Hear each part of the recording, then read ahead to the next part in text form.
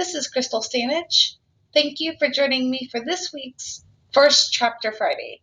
Today I will be reading the first chapter of Cashelmara by Susan Howatch. Hope you enjoy.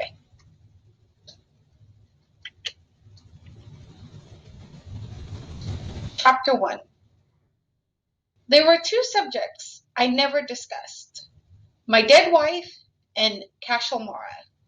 So when I first met a woman with whom I could discuss both subjects with ease, it was hardly surprising that I should once again flirt with the idea of marriage. I had been a widower for 8 years by the time I visited America in the spring of 1859.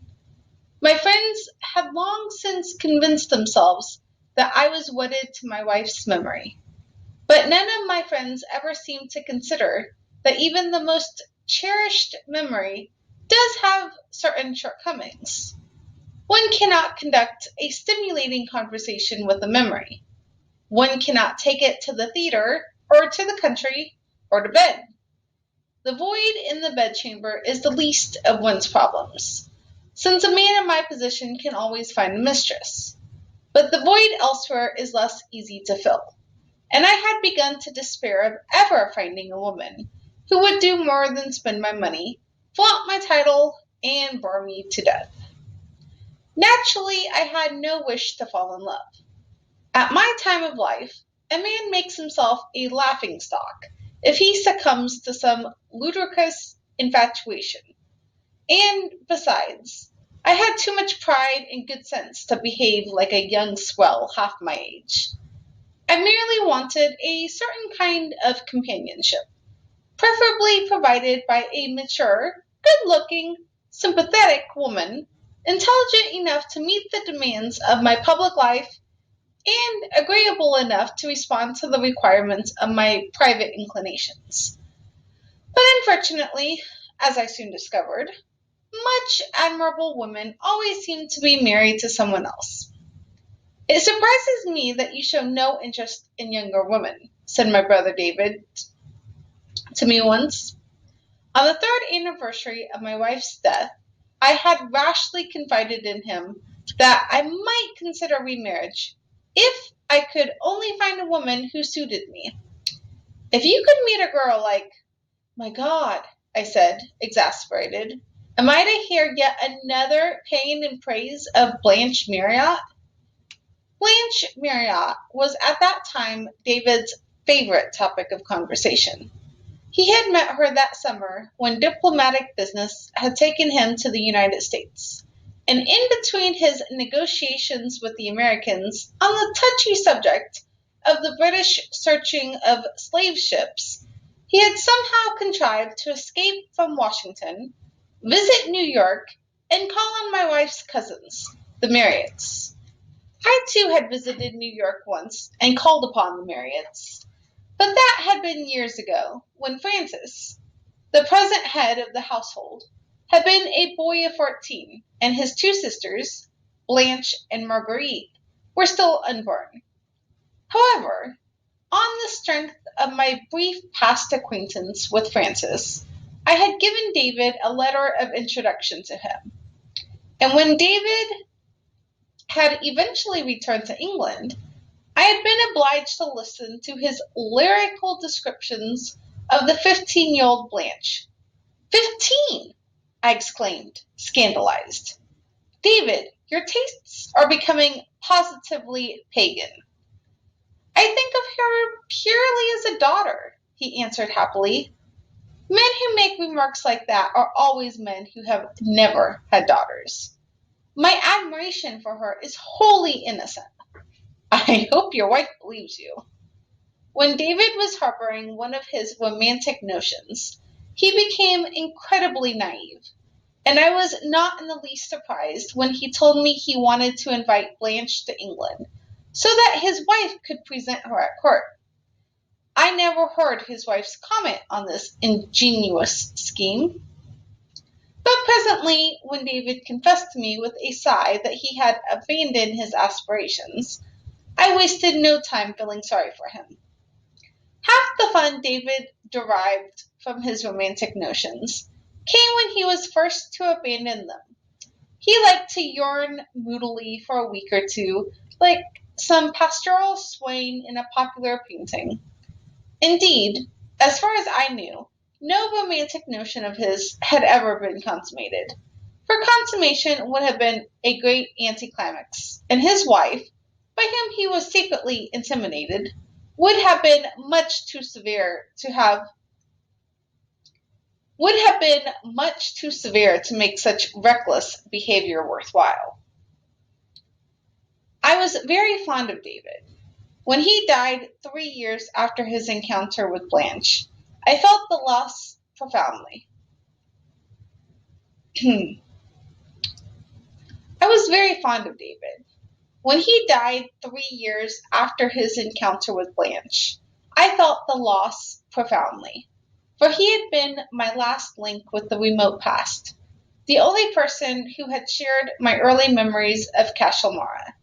I was still adjusting myself painfully to his death when I received a long and eloquent letter of sympathy from America. Blanche Marriott had seen David's obituary in the Times and had written to say that she mourned with me in my bereavement. I was surprised and touched. I wrote back, not expecting to hear from her again, but presently she sent a second letter, and soon, almost before I was aware of what was happening, we were conducting a regular correspondence.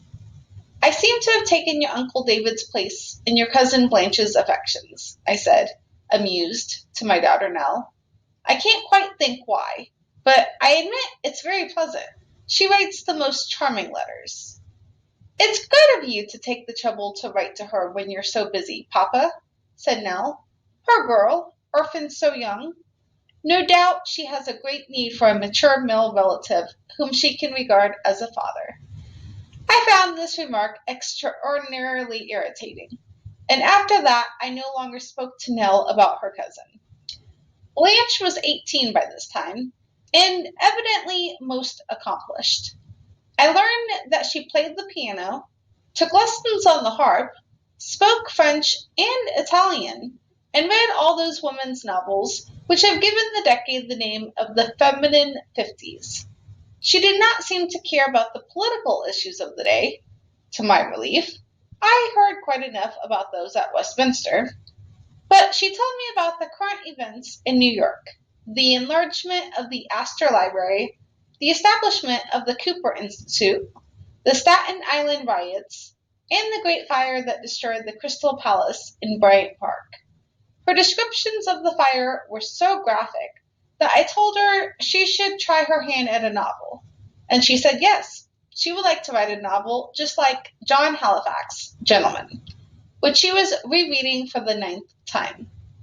I was entertained. I saw no harm in such an agreeable correspondence, and besides, I liked the idea that somewhere in the world there was a charming young woman who not only wrote regularly to me, but ended each letter by expressing the hope that one day she might make my acquaintance in person.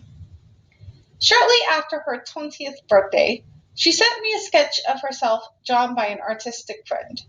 Very fetching, said my daughter Nell, when I was unable to resist showing the picture to someone. But, Papa, why should she send you such a thing? Why shouldn't she? I began to feel irritated, and this was unusual, for Nell was my favorite daughter. I see nothing odd about it. Supposing when I was her age, I had sent a sketch of myself to your friend Lord Dunedin. It's not the same thing at all, I said, more annoyed than ever. You're not related to Dunedin, and I'm related by marriage to Blanche. I see, said Nell, and tactfully changed the subject. I never had the chance to discuss Blanche with her again, for shortly after that conversation, in the March of 1859, Nell died in childbirth, and once again I was left with a gaping void in the fabric of my life, and an almost unendurable sense of loss. This time, however, I was so angry that there was barely room for grief. I was angry with everyone, with Nell's stupid oaf of a husband, who had taken her to his Dorset Manor for the confinement, instead of letting her stay in London where she could have had the best possible care, with the poor dead infant who had deprived his mother of life, with the foolish people who wrote to me afterward to say how grateful I must feel that I still had 3 surviving daughters to console me in my bereavement. Everyone knew that I was estranged from Annabel and Madeline, and separated by over 1,000 miles from Catherine. I received no consolation from them, and I expected none. Finally, I felt so full of anger that I lost my temper with my closest friend when he called to offer his sympathy. "What use is sympathy to me?" I shouted at Dunedin in a paroxysm of bitterness and rage. "What do I care about sympathy? Everyone I've loved best is dead. Now, don't dare remind me of all I have left. I'm well aware of all that remains to me. Old age, loneliness, and death. God Almighty, what a prospect!" And I proceeded to rant against death with such a fervor that Dunedin insisted in alarm that I immediately drink a double measure of brandy and soda water. When I stopped shouting long enough to drink the brandy, he tried to soothe me by suggesting I go away for a while. "A sojourn on the continent, perhaps," he murmured, "or a quiet sea voyage. Above all, a change of scenery."